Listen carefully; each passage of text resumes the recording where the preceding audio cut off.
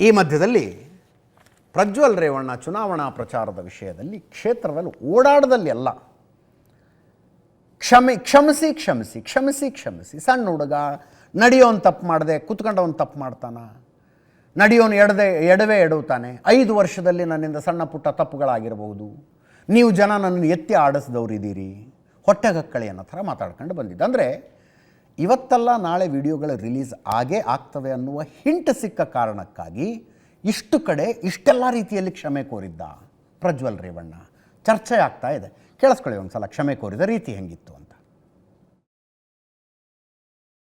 5 ವರ್ಷದಲ್ಲಿ ಏನಾದ್ರು ಸಣ್ಣ ಪುಟ್ಟ ತಪ್ಪುಗಳು ಮಾಡಿದ್ರು.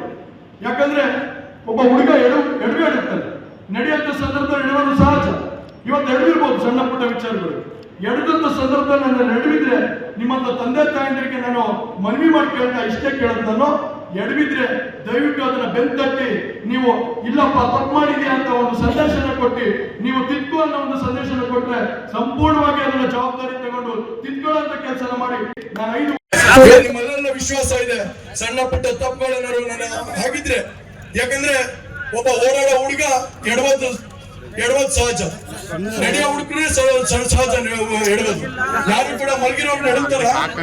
ಹಾಗಾಗಿ ಅಂತ ನಡೆಯುವಂತ ಸಂದರ್ಭದಲ್ಲಿ ಅಂತ ಒಂದು ಏನಾದ್ರು ಸಣ್ಣ ಪುಟ್ಟ ತಪ್ಪುಗಳು ನನಗೆ ಗೊತ್ತಿಲ್ಲ ನಾವು ಮಾಡಿದ್ರೆ ಇವತ್ತು ನನ್ನ ತಂದೆ ತಾಯಿ ಕುಳಿತಿದ್ದೀರಾ. ಹೊಳೆನರಸೀಪುರ ತಾಲೂಕಿನ ಬಹಳಷ್ಟು ಜನ ನನ್ನ ಚಿಕ್ಕ ವಯಸ್ಸಲ್ಲಿದ್ದಂತ ಸಂದರ್ಭದಲ್ಲಿ ಎತ್ತಿ ಕುಣಿಸಾಡಿರುವಂತವ್ರು ಬಹಳಷ್ಟು ಜನ ತಂದೆ ತಾಯಿಂದಿದ್ದೀರಾ. ನಿಮ್ಮ ಹತ್ರ ಎಲ್ಲರ ಹತ್ರ ಕ್ಷಮಾಪಣೆ ಕೇಳ್ತಾ ದಯವಿಟ್ಟು ಎಲ್ಲರೂ ಕೂಡ ಸಹಕಾರ ಕೊಡಬೇಕು. ನಿಮ್ಮೆಲ್ಲ ವಿಶ್ವ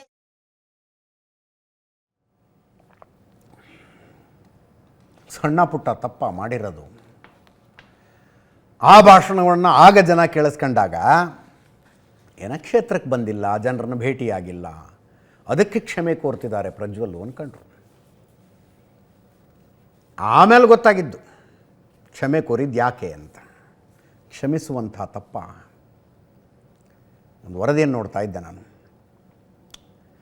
ಹಾಸನ ಜಿಲ್ಲೆಯ ಇಡೀ ಜಿಲ್ಲೆಗೆ ಆಗಿರುವ ಟ್ರಾಮಾ ಹೆಂಗಿದೆ ಅಂತ ವರದಿ ಹೇಳ್ತಾ ಇತ್ತು. ಟ್ರಾಮಾ ಅದು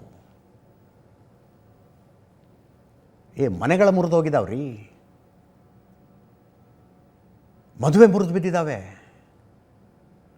ಹಾಸನ ಆ ಜಿಲ್ಲೆಯಲ್ಲಿ ಕೆಲಸ ಮಾಡಿದಂಥ 2 ಹೆಣ್ಣುಮಕ್ಕಳು ಸೂಸೈಡ್ ಮಾಡ್ಕೊಂಡ್ರು. ಜನ ಮಾತಾಡೋದು ಅವ್ರದ್ದು ಇತ್ತಂತೆ ವಿಡಿಯೋ, ಅದಕ್ಕೆ ಸೂಸೈಡ್ ಮಾಡ್ಕೊಂಡಿದ್ದಾರೆ ಅಂತ. ಇನ್ನೇನೋ ಕಾರಣಕ್ಕಾಗಿ ನೇಣು ಹಾಕೋಬೇಕು ಅನ್ನುವ ಹೆಣ್ಣುಮಕ್ಕಳು ಕೂಡ ನಾನು ಸತ್ತ ಮೇಲೆ ಪ್ರಜ್ವಲ್ ರೇವಣ್ಣನ ಜೊತೆ ಹೆಸರು ಜೋಡಿಸ್ತಾರೆ, ಬೇಡ ಈಗಲೇ ಅಂತ ಅನ್ಕೊಳ್ಳೋ ಪರಿಸ್ಥಿತಿ ಇದೆ. ಹಂಗೆ ಹಾಕ್ಕೊಂಡು ಕೂತ್ಕೊಂಡಿದೆ ಅಲ್ಲಿ. ಛೇ ಛೇ ಛೇ ಛೇ ಛೇ ಛೇ ಛೇ. ಇದಕ್ಕೆ ಸಂಬಂಧಿಸಿದ ಪೊಲಿಟಿಕಲ್ ಟಾಕ್ ಫೈಟು. ಕುಮಾರಸ್ವಾಮಿಯವರು ಮಂಡ್ಯ MLA ರವಿ ಗಣಿಗ ಅವರು ತಿಮಿಂಗಿಲ ಅಂದಮೇಲೆ ಆ ತಿಮಿಂಗಿಲದ ಚರ್ಚೆ ಶುರುವಾಗಿತ್ತು. ಕುಮಾರಸ್ವಾಮಿಯವರು ತಿಮಿಂಗಿಲನ ಅರೆಸ್ಟ್ ಮಾಡಬೇಕು ಅಂದರು. ಅದಕ್ಕೆ ಪರಮೇಶ್ವರ್ ಹೋಮ್ ಮಿನಿಸ್ಟರ್ ಹೇಳ್ತಾರೆ, ತಿಮಿಂಗಿಲ ಯಾರು ಅನ್ನೋದನ್ನು ಮೊದಲು ಹೇಳಿ, ಸಾಕ್ಷಿ ಕೊಡಿ, ಆಮೇಲೆ ಅರೆಸ್ಟ್ ಮಾಡ್ತೀವಿ ಅಂತ. ತಿಮಿಂಗಿಲ ಯಾರು ಅನ್ನೋದು ಪರಮೇಶ್ವರ್ಗೆ ಗೊತ್ತಿದೆ. ತನಿಖೆ ನಡೆಸ್ತಾ ಇರುವ SIT ಹೋಮ್ ಮಿನಿಸ್ಟ್ರಿಗೆ ರಿಪೋರ್ಟೇ ಮಾಡಿಕೊಳ್ತಾ ಇಲ್ಲ, ಅವರು ಬೇರೆಯವರಿಗೆ ರಿಪೋರ್ಟ್ ಮಾಡಿಕೊಳ್ತಾ ಇದ್ದಾರೆ.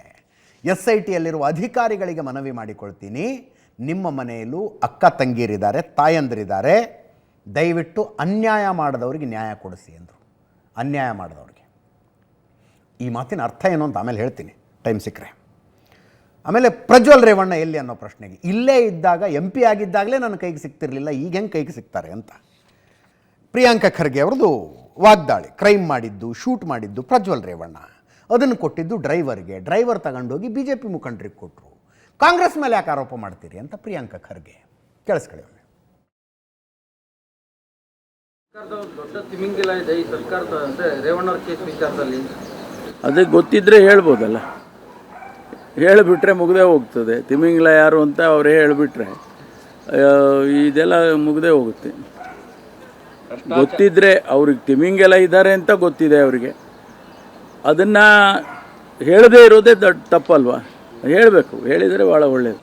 ಅವ್ರ ಪಕ್ಕದಲ್ಲೇ ಕೂರಿಸ್ಕೊಂಡು ನನಗಿಂತ ಹೆಚ್ಚಾಗಿ ಅವರಿಗೆ ಗೊತ್ತಿದೆ ತಿಮಿಂಗಿಲ ಯಾರು ಅಂತೇಳಿ. ಗೊತ್ತಿದ್ದು ಹೇಳದೇ ಇರೋದು ತಪ್ಪಲ್ವ ಅಂದರೆ ಇನ್ನೆಷ್ಟು ಸಲ ಹೇಳಬೇಕು.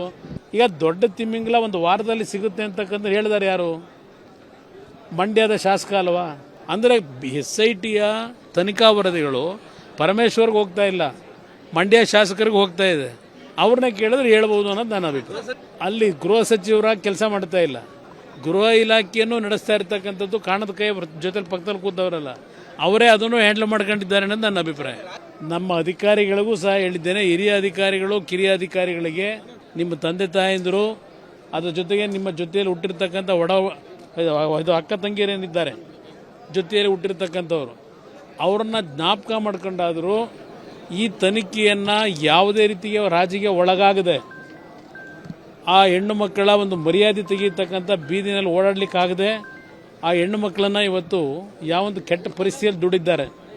ಈಗ ಇಲ್ಲಿದ್ದಾಗಲೇ ನಮ್ಮ ಸಂಪರ್ಕದಲ್ಲಿ ಇರಲಿಲ್ಲಪ್ಪ. ಅವ್ರು ಇಲ್ಲಿದ್ದಾಗಲೇ MP ಇದ್ದಾಗಲೇ ನಮ್ಮ ಪಕ್ಷ ಚಟುವಟಿಕೆಯಲ್ಲಿದ್ದಾಗಲೇ ನನ್ನ ಜೊತೆಯಲ್ಲೇನು ಸಂಪರ್ಕದಲ್ಲಿ ಇಲ್ಲ. ಈಗ ವಿದೇಶಕ್ಕೆ ಹೋಗಿ ನನ್ನ ಜೊತೆ ಸಂಪರ್ಕಕ್ಕೆ ಬರ್ತಾರಾ? ಇಲ್ಲಿ ಕರ್ನಾಟಕದಲ್ಲಿದ್ದಾಗಲೇ ಇವೆಲ್ಲ ಯಾವುದೋ ಏನೋ ವಿಷಯಗಳು ಏನೋ ಬಂದಿದ್ದಾವಲ್ಲ, ಈಗ ಇದು ಬರೋದಕ್ಕಿಂತ ಮುಂಚೆನೇ ನನಗೆ ಎಂದೂ ಸಿಗ್ತಿರಲಿಲ್ಲ. ಇನ್ನು ಅಲ್ಲಿ ನಾನು ಹುಡ್ಕೊಂಡು ಹೋಗಲ್ಲ, ಇಲ್ಲೇ ಸಿಗದೆ ಇದ್ದ ನನಗೆ ಕೇಳಿದ್ರೆ ವಿಡಿಯೋ ಶೂಟ್ ಮಾಡಿದ್ದು ನೀವು, ಮೊಬೈಲಲ್ಲಿ ಸ್ಟೋರ್ ಮಾಡಿದ್ದು ನೀವು, ಕೊಟ್ಟಿದ್ದು ನಿಮ್ಮ ಡ್ರೈವರಿಗೆ, ಅವ್ನು ಕೊಟ್ಟಿದ್ದು ನಿಮ್ಮ ಅಧಿಕೃತ ಅಭ್ಯರ್ಥಿಗೆ. ಅದು ಇದು ಬಿಟ್ಟು SIT ಸರಿಯಾಗಿ ನಡೀತಾ ಇಲ್ಲ, ನಮಗೆ SIT ಮೇಲೆ ಭರವಸೆ ಇಲ್ಲ, CBI ಕೊಡಬೇಕು. CBIಗೆ ಏನಕ್ಕೆ ಕೊಡಬೇಕು? ಅವ್ರು ಯಾವ ಮಹಾನ್ ಕಾರ್ಯ ಮಾಡಿದ್ದಾರೆ ಇಲ್ಲಿವರೆಗೂ? ನೀವು ಪ್ರಜ್ವಲ್ ಎಲ್ಲಿ ಹುಡ್ಕಕ್ಕೆ ಇವ್ರಿಗೆ ಆಗ್ತಾ ಇಲ್ವಾ? ಕೇಂದ್ರ ಸರ್ಕಾರ ಏನು ಸಹಕಾರ ಮಾಡ್ತಾ ಇದ್ದಾರೆ? ಅವರು ಒಂದು ಪತ್ರನ ಯಾರಾದರೂ ಅವರು BJP ಅವ್ರು ಬರೆದಿದ್ದಾರಾ? ಅಥವಾ ಅಮಿತ್ ಶಾ ಅವರೇನೋ ಏನಾದರೂ ಇಂಟರ್ಪೋಲಿಗೆ ಬರೆದಿದ್ದಾರಾ? ಮತ್ತು ಅವ್ರ ಜವಾಬ್ದಾರಿ ಏನು? ಅವ್ರು ಮಾತ್ರ ಮೈ ಮೇಲೆ ಎಣ್ಣೆ ಹಾಕೊಂಡು ಕೂತ್ಕೊಳ್ಬೇಕು, ಎಲ್ಲನೂ ಕಾಂಗ್ರೆಸ್ ಮೇಲೆ ಗೂಬೆ ಕೂಡ್ಸೋದು.